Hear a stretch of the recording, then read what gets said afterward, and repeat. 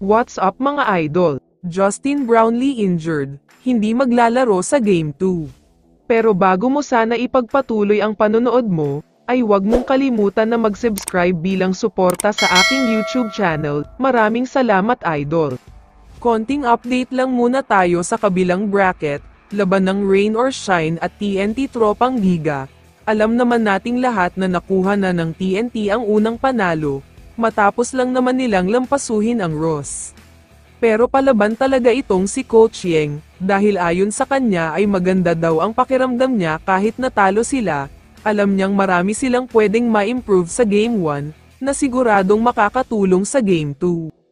Habang tumatagal nga daw ang serye ay mas maganda ito para sa kanila, ang kailangan lang daw nila ay mabawasan ang turnovers nila. Kumpiyansa talaga si Coach Yeng na makakabawi na sila sa paparating na Game 2. Samantala, ngayon naman ay talakayin na natin ang balita tungkol kay Justin Brownlee. Kung napanood nyo ng buo ang laban, may isang part na hindi nakapaglaro si JB dahil may iniinda siya, matapos niyang daganan ang import ng SMB. Kung hindi ako nagkakamali, mahigit 6 minutes siyang hindi naglaro. Nakita din sa bench na minamasahe siya ng therapist nila.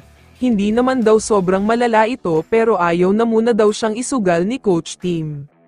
Medyo may edad na kasi si Justin Brownlee, at kailangan na magdoble ingat sa mga injuries, lalo na't hindi lang naman Hinebra ang sobrang kailangan siya, pati na ang Gilas Pilipinas na maglalaro na din ngayong November. Ayon sa mga reports, may chance pa rin naman daw na maglalaro si Brownlee sa Game 2, pero magiging limited lang ang playing time niya, dahil nga maganda din naman ang pinapakita ng mga local players nila ngayon.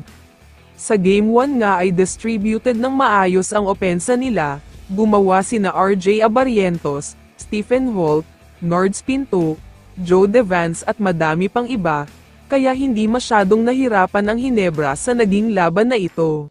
Pero kung sakaling limited playing time si JB sa Game 2 o kaya naman ay hindi maglalaro, delikado ito para sa Hinebra dahil siguradong mag-take advantage ang SMB dito, lalo pat kailangan nilang manalo sa ngayon. Baka makita na din natin uli maghalimaw ang import ng SMB na si EJ Anosike, dahil wala ang super import ng Hinebra na sumasagot sa kanya. Kaya mabigat talaga ang mangyayari sa Hinebra kapag walang Brownlee sa lineup. Kaya naman kung ikaw ang tatanungin idol, ano ang masasabi mo sa balita kay Brownlee? I-comment mo naman ang sagot mo sa tanong na ito. So dito na nagtatapos ang video na ito. Maraming salamat sa pagsuporta at panonood mga idol. Ingat at bye-bye.